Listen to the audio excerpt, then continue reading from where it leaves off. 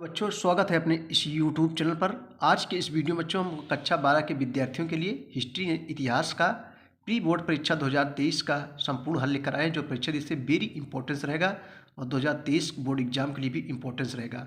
देखो यहाँ नाम लिखा जाएगा और उसके बाद में अनुक्रम। तो ये पेपर बच्चों हुआ था विद्यालय में हमारे, तो आइए इसका हल करवाते हैं हम लोग को।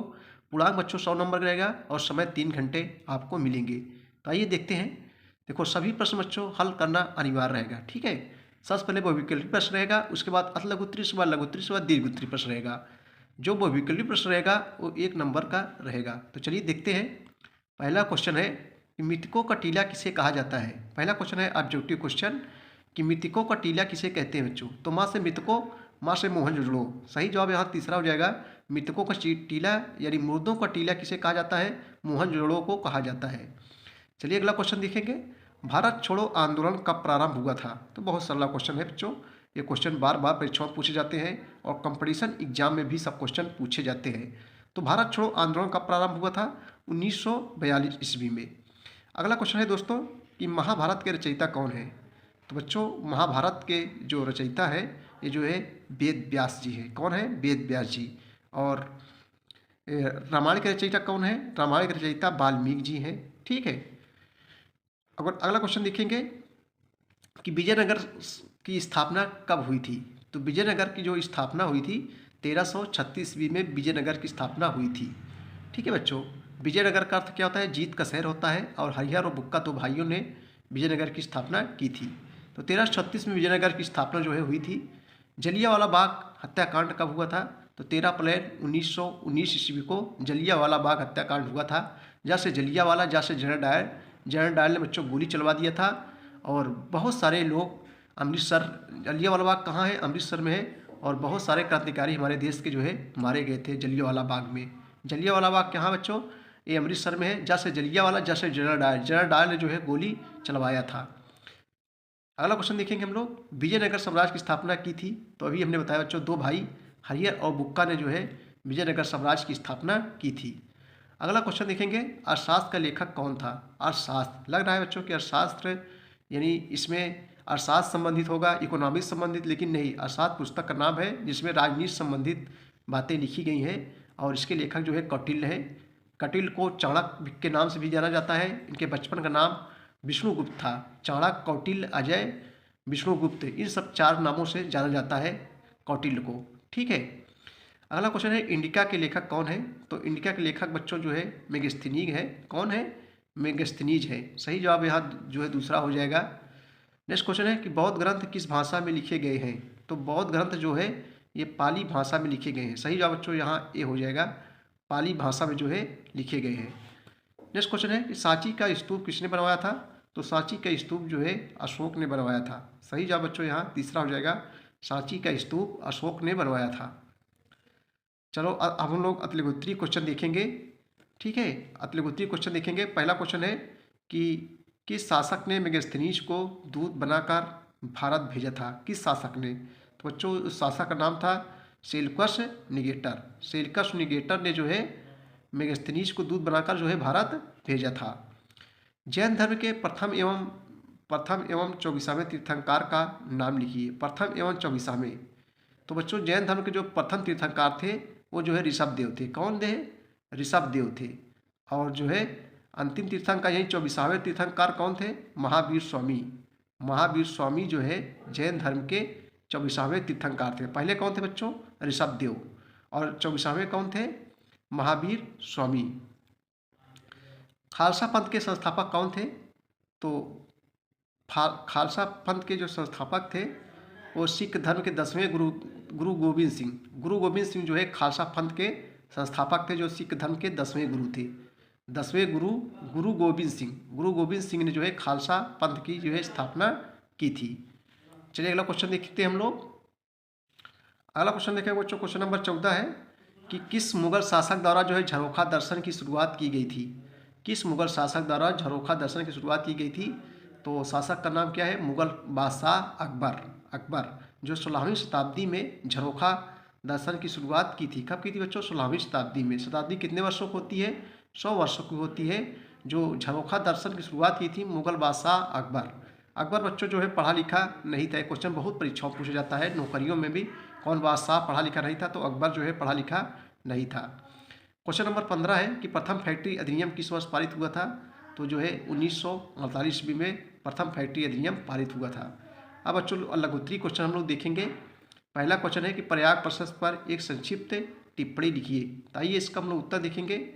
और सब इस जब क्वेश्चन बच्चे सब प्लेलिस्ट पे आपको मिल जाएंगे, हम सब पढ़ा दिए हैं, तो जो नहीं पढ़ाए हैं उसको हम बता देंगे यहाँ, ठीक है। उसके बाद दीर्घोत्तरीय प्रश्न रहेगा, तो प्रयाग प्रशस्त पर एक संक्षिप्त टिप्पणी लिखना है। आइए इसका उत्तर देखते हैं हम लोग। प्रयाग प्रशस्त के बारे में आप क्या जानते हैं, टिप्पणी लिखना है। देखो, प्रयाग प्रशस्त गुप्त राजवंश के सम्राट चंद्रगुप्त के दरबारी कवि हरिसेन द्वारा रचित लेख है बच्चों। इस लेख को जो है समुद्रगुप्त द्वारा जो है 370 ईस्वी में कौशाम्बी से लाए गए अशोक स्तंभ पर जो है खुदवाया था। इसमें जो है उन राज्यों का वर्णन है जिन्होंने समुद्रगुप्त से युद्ध किया और हार गए तथा उसके अधीन हो गए। प्रयाग प्रशस्त के अनुसार समुद्रगुप्त ने अपने साम्राज्य का सर्वाधिक विस्तार किया था। इस अभिलेख से पता चलता है कि समुद्रगुप्त ने अपनी विजय यात्रा का प्रारंभ जो है उत्तर भारत के आर्यावर्त के 9 शासकों को परास्त करके किया, जिसमें नागसेन, अच्युत, गणपति आदि थे। इन विजयों के द्वारा समुद्रगुप्त ने मध्य प्रदेश एवं गंगा यमुना दोआब पर जो है, दोआब किसे कहते हैं बच्चों, दो नदियों के बीच उपजाऊ भूमि को जो है दोआब कहते हैं, दोआब पर अपनी सत्ता स्थापित की थी। उसने इन 9 राज्यों का जो है पूर्ण उन्मूलन यानी समाप्त किया, क्योंकि केंद्रीय प्रदेश के स्पर्धी राज्यों को बिना पूर्णतः परास्त और उन्मूलित किए आगे जो है बढ़ना संभव नहीं था। साथ में उल्लेख है कि समुद्रगुप्त ने जो है नेपाल, असम, जो है बंगाल के सीमावर्ती प्रदेश एवं पंजाब पर जो है अधिकार कर लिया था। चलिए अगला क्वेश्चन हम लोग देखेंगे। देखो बच्चों, वर्ण व्यवस्था, ब्राह्मण, क्षत्रिय, वैश्य, शूद्र, ये सब वर्ण व्यवस्था है का उल्लेख करना है, बताना है कौन क्या किसका क्या काम था। जैसे ब्राह्मण का पूजा पाठ और क्षत्रिय का रक्षा करना देश का, शूद्र का और सेवा करना, ये सब काम तो आप लिख सकते हैं बच्चों। वर्ण व्यवस्था, ब्राह्मण, क्षत्रिय, वैश्य, शूद्र, ये सब वर्ण व्यवस्थाएं हैं। विरूपाक्ष मंदिर का संक्षिप्त परिचय दीजिए। जलियांवाला बाग हत्याकांड अभी हमने बताया जलियांवाला बाग हत्याकांड का संक्षेप में यानी अमृतसर में हुआ था, ठीक है। दीन इलाही इसके सिद्धांत उल्लेख कीजिए। अकबर द्वारा चलाया गया चौरी चौरा घटना भी पढ़ाए हैं। ये गोरखपुर में हुआ था चौरी चौरा घटना, 5 फरवरी 1922 को गोरखपुर में वो एक घटना घटित हुई थी, ठीक है बच्चों। तो दीर्घोत्तरीय प्रश्न है, अकबर की धार्मिक नीति इंपॉर्टेंस है, अथवा करके देगा, चाहे इसको कीजिए, इसमें से एक करना है 22 में, चाहे इसको जहाँ भी अथवा लग जाए 2 में एक करना है, 2 में एक करना है, ठीक है। चलिए बच्चों, कुछ ऐतिहासिक तिथियाँ हैं, संबंधित घटनाओं का उल्लेख कीजिए। आइए इसको हल करवा देते हैं। पहली तिथि आपके सामने है 261 ईसा पूर्व, ये जो है किस लिए प्रसिद्ध है, आइए इसको देखते हैं। देखो बच्चों, 261 ईसा पूर्व में अशोक ने क्या किया था, कलिंग में आक्रमण किया था। कलिंग पर जो है क्या किया था, आक्रमण। कलिंग कहाँ है, उड़ीसा में है। और इसी युद्ध से कलिंग युद्ध से के बाद ही अशोक ने बच्चों बौद्ध धर्म अपना लिया। पहले अशोक जो है शैव धर्म का अनुयायी था, लेकिन कलिंग युद्ध के बाद जो है अशोक ने जो है कौन सा धर्म अपना लिया, बौद्ध धर्म अपना लिया था। तो 261 ईसा पूर्व में अशोक ने जो है कलिंग पर क्या किया था बच्चों, चढ़ाई की थी, यानी आक्रमण किया था। अगला क्वेश्चन है 599 ईसा पूर्व। 599 ईसा पूर्व ये क्यों प्रसिद्ध है बच्चों, 599 ईसा पूर्व महावीर स्वामी का जो है जन्म हुआ था, जो जैन धर्म के वास्तविक संस्थापक थे महावीर स्वामी। 599 ईसा पूर्व में इनका जन्म हुआ था। उसके बाद में है 1191 ईस्वी। 1191 ईस्वी में तराइन का प्रथम युद्ध हुआ था। तराइन का प्रथम युद्ध हुआ था और किसके किसके बीच हुआ था बच्चों, पृथ्वीराज चौहान और मोहम्मद गोरी के बीच हुआ था, जिसमें जो है पृथ्वीराज चौहान की विजय हुई थी और मोहम्मद गोरी की पराजय हुई थी। और उसी के बाद 1192 ईस्वी में फिर से जो है तराइन द्वितीय युद्ध होता है, जिसमें जो है पृथ्वीराज चौहान की हार होती है और मोहम्मद गोरी की विजय होती है। तो ये सब तिथियाँ नौकरी वगैरह में भी पूछे जाते हैं। अगला है 305 ईसा पूर्व। ये जो है क्यों प्रसिद्ध है बच्चों, देखो 305 ईसा पूर्व में सेल्यूकस ने चंद्रगुप्त मौर्य पर आक्रमण किया, जिसमें वह जो है परास्त हो गया था। यानी बच्चों 305 ईसा पूर्व में सेल्यूकस ने चंद्रगुप्त मौर्य पर जो है आक्रमण किया, जिसमें उसकी जो है पराजय हुई। उसके बाद में है 399 ईसा पूर्व। देखो 399 ईस्वी में फाहियान का भारत में आगमन हुआ था। 399 ईस्वी में फाहियान का भारत पर आगमन हुआ था, जो चीनी यात्री था। अगला क्वेश्चन 78 ईस्वी। 78 ईस्वी ये इंपॉर्टेंस है बच्चों, जिसमें शक संवत की शुरुआत होती है। शक संवत किसने चलाया था, कनिष्क ने चलाया था। और कब चला था बच्चों, 78 ईस्वी में, एक तिथि होती है शक संवत। आज जो भारत सरकार द्वारा जो है शक संवत को ही जो है अपनाया गया है। ये 78 ईस्वी में शुरुआत हुई थी। 1581 ईस्वी में बच्चों दीन इलाही की घोषणा हुई थी। 1581 ईस्वी में दीन इलाही की घोषणा हुई थी। उसके बाद में 1600 है। 1600 में ईस्वी में क्या हुआ था, ईस्ट इंडिया कंपनी की स्थापना हुई थी। ईस्ट इंडिया कंपनी कहाँ का है, अंग्रेजों द्वारा जो है, अंग्रेजों की कंपनी थी, आप लोग जानते हो। 1600 में ईस्ट इंडिया कंपनी की स्थापना हुई थी। उसके बच्चा है 1611 ईस्वी। देखो 1611 ईस्वी में नूरजहाँ व जहाँगीर का जो है विवाह हुआ था। ठीक है, 1611 ईस्वी में।